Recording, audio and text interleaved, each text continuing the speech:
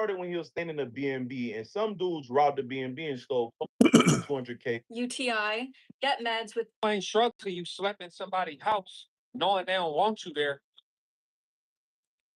Nigga, you ain't struggling until you slept in somebody's house knowing that they don't know that you there. Period. You sleeping in the attic and shit. Motherfucking backyard, nigga, backyard hammock. Ain't till you slept in. 2 days before his death, he said this. Every day that I have on earth is a gift and a blessing, and I'm very grateful for that because, frankly, people are disappearing. Scientists are going missing. Now they're saying they're going to investigate this. Self is saying they're going to look into this and see if anything's going on. Was David Wilcock, a paranormal author and Ancient Aliens contributor, known for claims about UFOs, hidden technology, and government cover-ups. In the video, he referenced a series of recent deaths and disappearances tied to researchers and scientists in space fields that he and many others believed were connected. Just 2 days later, on April 20th, 2026, in Colorado, deputies responded to a crisis call. Authorities said Wilcock was found outside with a weapon and died shortly after police arrived. Suicide. 2 days before his Earth is a gift and a blessing. You ever notice these symbols during a massive concert in the United States? Pay attention to this. You may not be watching a performance. Participate. If an artist covers one eye, throws repeated horn gestures, or keeps making symbols that don't match the music, don't assume it's part of the show. If you suddenly feel dizziness, pressure in your chest, or unexplained euphoria, some may be feeding off the crowd's energy. If thousands move in sync as if controlled by one rhythm, the crowd may have become a human battery. If after the concert you feel drained, empty, or haunted by dark dreams, part of your energy may have stayed. Share this protocol. You ever notice? Troy messaged me about this jet boat he's got. This was the impulse of all impulse buys. Jet to Las Vegas and gamble 2 or 4 nationwide. There's a database that lists every recorded orphan train stop in the 66 and 1929. It contains town names, dates, the number of children placed, and the names of receiving families. Dry, bureaucratic columns that look like nothing until you put them next to something else.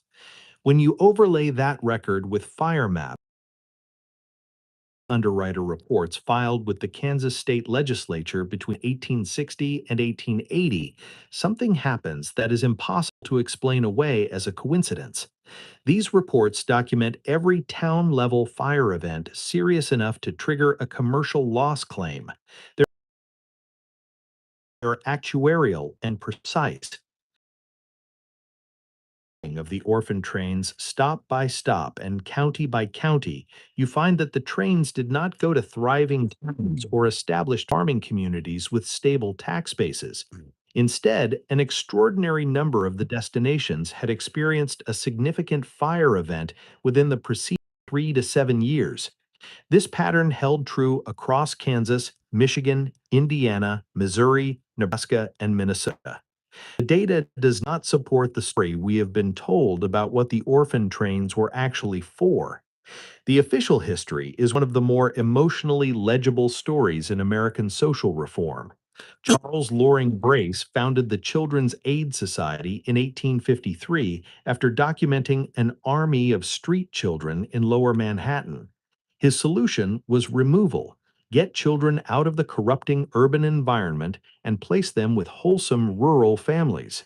Between 1854 and 1929, roughly 250,000 children made that journey. This has been framed as philanthropy for so long that the frame has become invisible.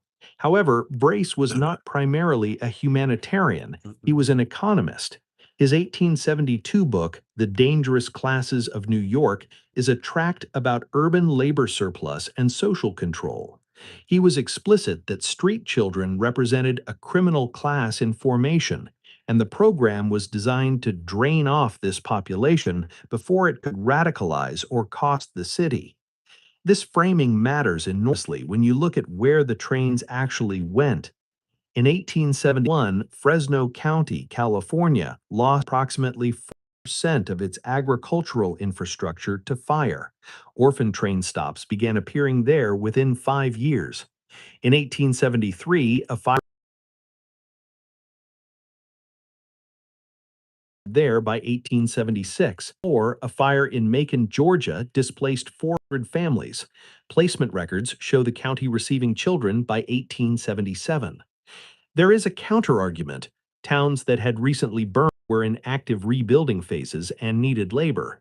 If you were routing trains toward places that could absorb children into working households, you would naturally weight them toward places with labor deficits.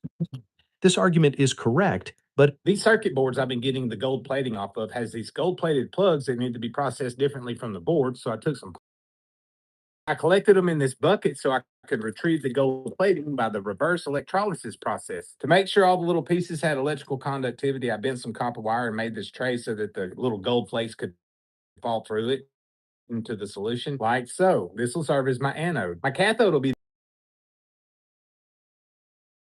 just like that. We'll carefully place the anode full of gold, just like that. The electrolyte is stuff dreams are made of, because if you don't use it correctly, this stuff will give you the long nap. You can get it at the hardware store. The 12-volt 6-amp setting on the DC power supply, we've got the negative to the cathode, the positive on the anode.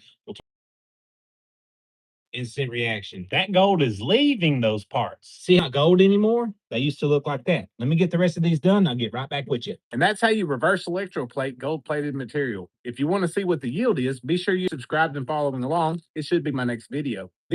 Building your custom home is now. Case dismissed.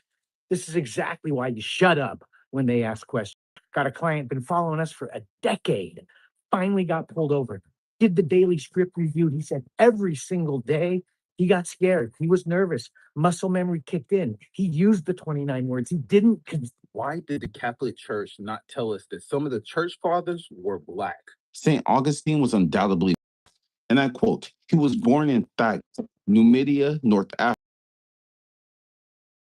He described himself as African. Remember, Hannibal Barca was a Punic Phoenician. Septimius Severus was a Punic Phoenician. And St. Augustine is a Punic Phoenician. They're all the same people. This is my next source, the Black Man and his antecedent. And I quote, Tertullian and St. Augustine were Ethiopian. So they're described as Black, so-called a Numidian. Let's see how they look. This is my next source. See, this is a Numidian horseman, Black. Church not telling the truth about this history. Why did the Catholic Church not tell us this? Look